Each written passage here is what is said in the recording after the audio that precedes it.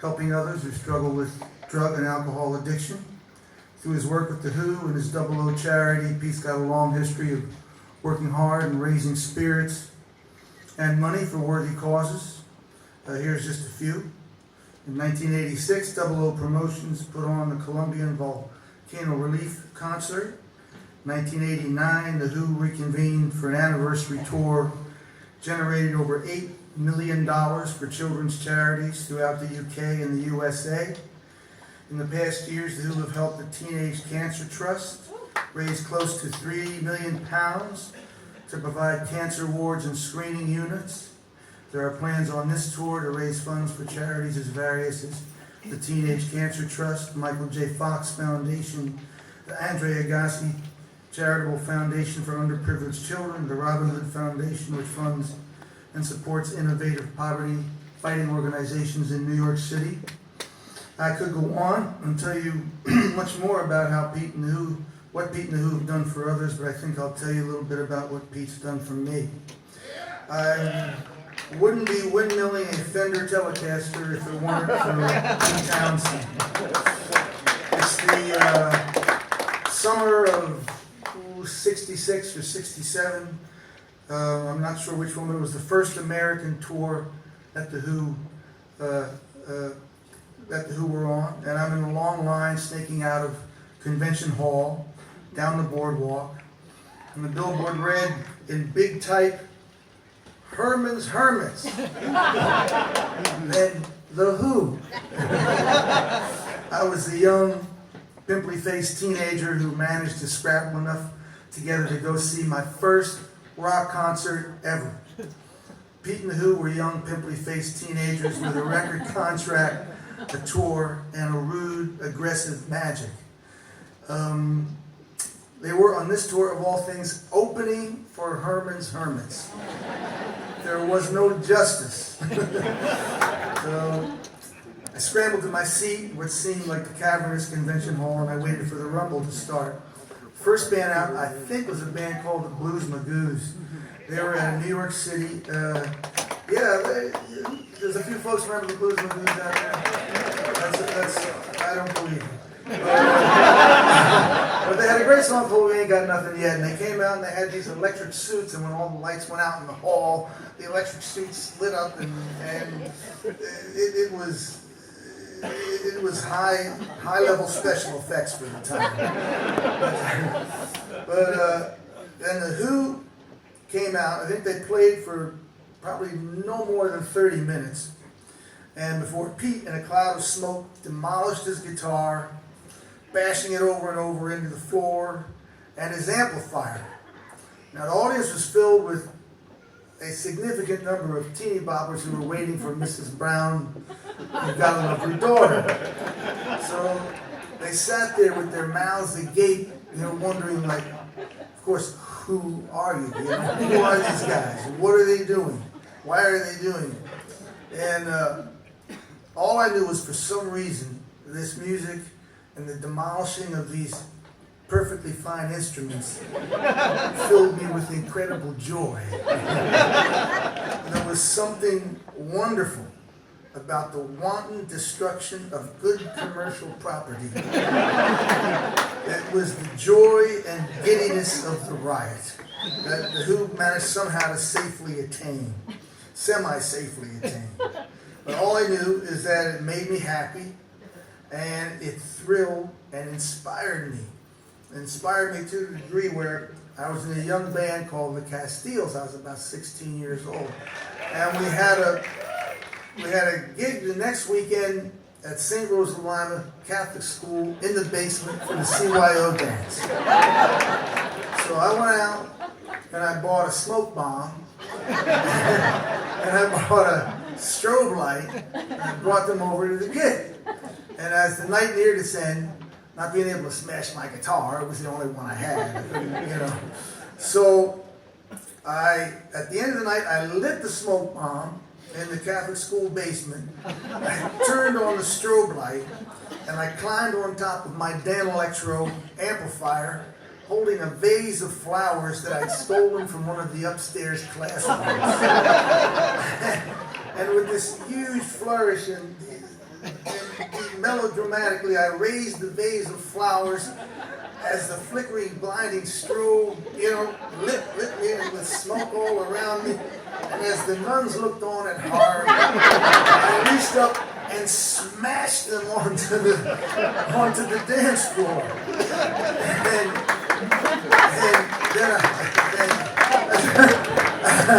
I jumped off the amp and I stomped all over the petunias. Of course, I looked ridiculous. Like I lost my mind.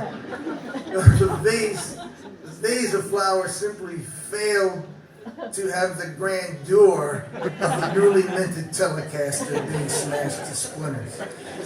But we worked with what we had. So I went home smiling, feeling a blood bond with Pete Townshend, and I never looked back. As I grew older, the Who's music seemed to grow with me. The sexual frustration, the politics, identity, these themes coursed through my veins with every concurring Who album. I always found myself there somewhere in their music.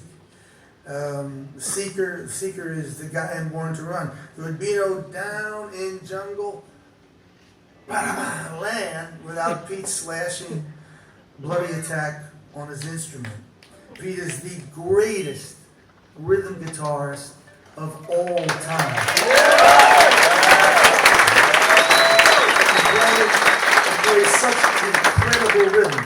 And he showed you don't have to play any lead, It's an amazing thing to behold, really. Pete managed to take the dirty business of rock and roll and somehow make it spiritual and turn it into a quest, He may hate this, but he identified the place where it was noble, and he wasn't afraid to go there, I took a lot of that with me as the years passed by. So Pete, I'm here to say congratulations, well deserved, and thanks for not just Who's Next, or for Who Are You, but for Who I Am.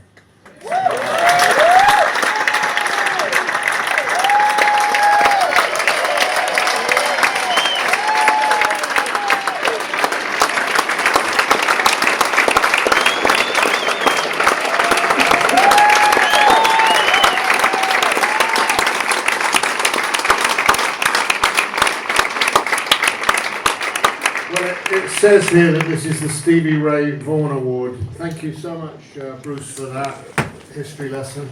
I think I remember most of it. I was a huge Springer fan too, and I remember taking Bruce to Hammersmith in London to see the Clash. And together we kind of trod a path, all slightly out of sync, but we're all going in the same direction. And it will probably come soon. So I was 70 a few days ago.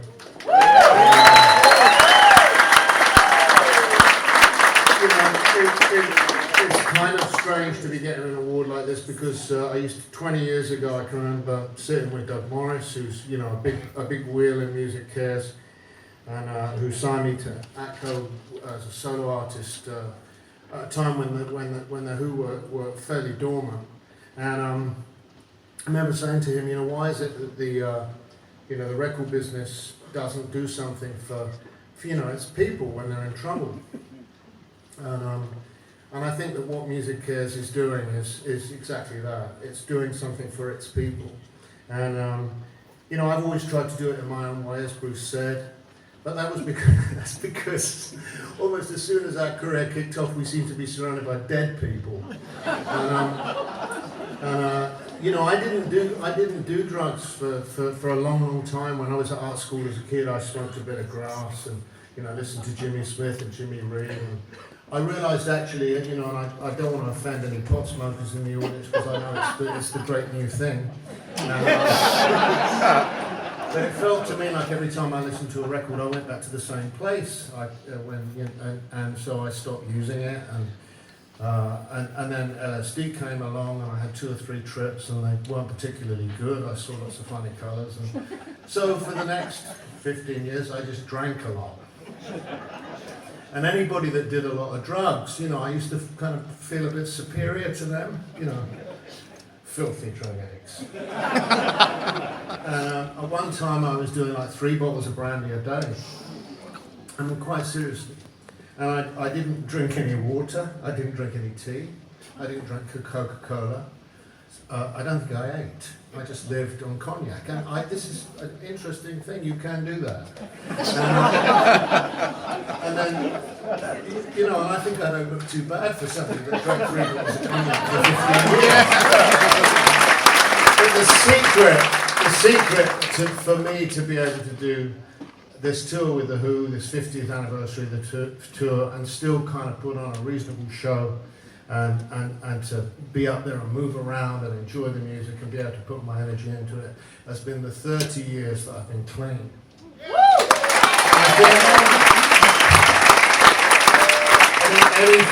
Anything that helps people that have got into trouble, this is not an indictment of booze, alcohol, or drugs, or medicine, or bad behavior. It just didn't work for me. And when I was doing the red carpet run coming up, I said to a few of the people that asked me about, you know, what started me doing my thing. And my thing was about, it seemed to me that the people that had the hardest time eventually with booze and drugs were the people for whom it worked best. And when it stops working, you're taking away the medicine, and then they're kind of suspended in space. And then you have to look at why it was that they needed the medicine in the first place. And what's so interesting about our business, the business of celebrity, the business of doing this kind of thing, sitting in front of a load of people like you who know much more and as much as I know about bad behaviour, I'm sure, is that when we look at what makes somebody stand on a stage, it's usually a heady mixture of grandiosity and very, very low self-esteem. And that's kind of a weird thing. So, anyway, I'm really pleased to get this. Well, you know, it's true. You know, I don't know why I'm good at what I do. I don't know why when you put me on the stage and you turn the key, I jump about like I don't know what I do. I think it was my awful childhood. That's all Anyway, I'm really proud to have this because I didn't know that much about Music Cares or MAP, and what was interesting was learning about MAP and what they do, and you know, it really is an honour, and I hope that someday soon I'll be able to come back and pass this kind of thing on to somebody else, and so that this work that they're doing can continue. And you know, I think a lot of it's got to do with you people, and so grateful to you, and thanks to Bruce, and thanks to everybody, guys and band, and everybody that's performed tonight.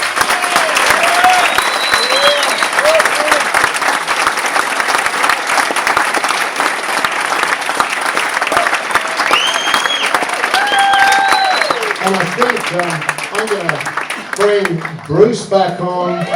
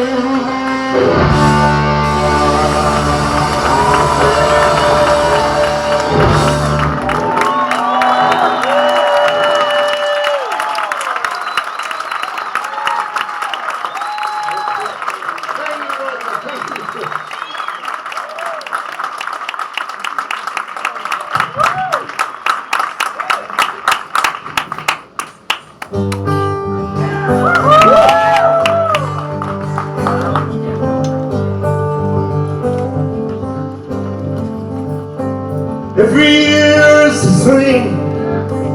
I feel it again. I'm a loser, no chance to win. Leaves starts falling, coming down this car. Long winter starts sinking in. But I'm on. I am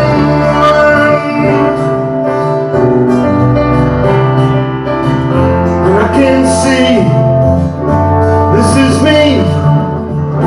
I will be. You'll all see I'm the one.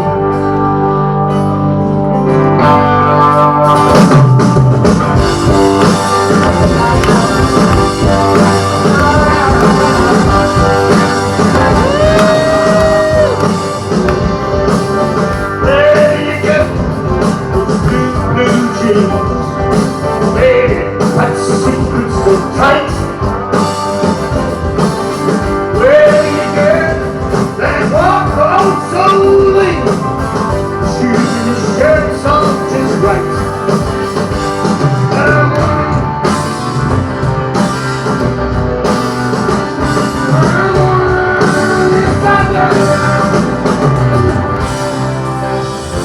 I can see this is me. I will be. You'll all see.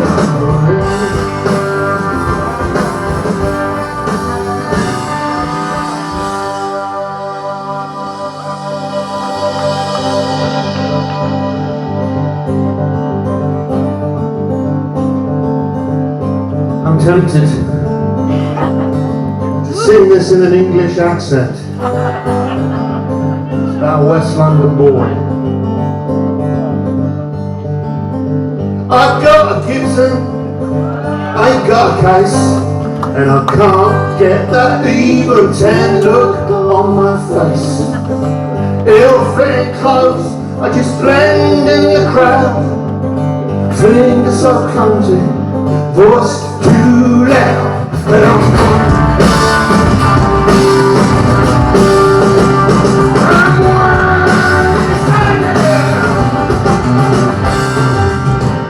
and I can't can see this is me. I will be. Oh, see, I'm the one. I'm the one. I'm the one.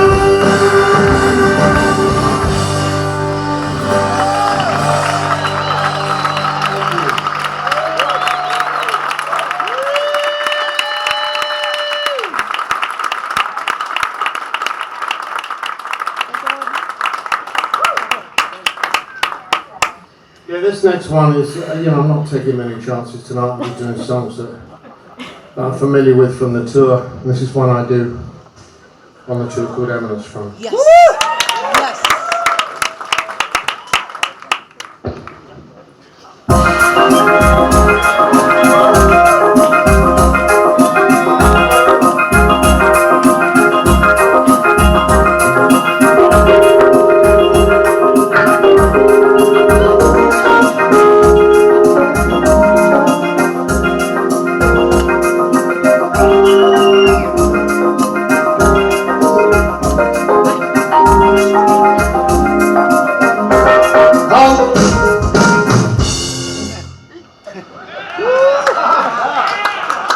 Now, hold is what you say when you're in the middle of a rehearsal in a Broadway show.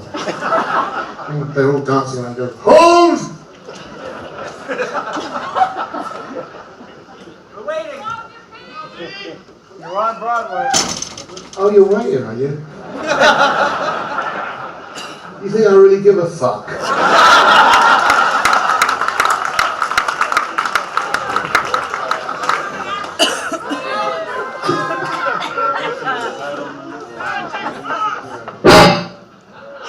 There you go.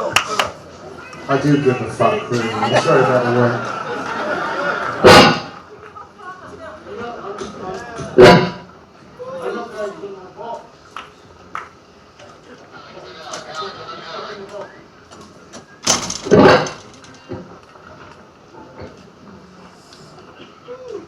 I'll tell you what, let's just skip this altogether.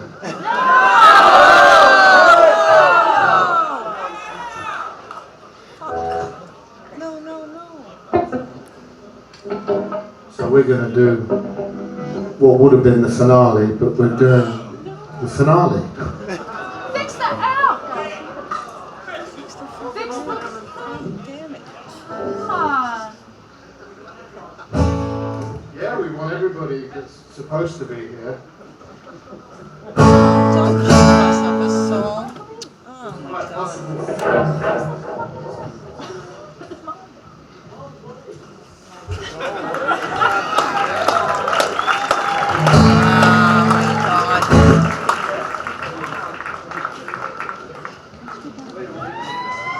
This is going to be good. It's going to be bad, but it's going to be good bad.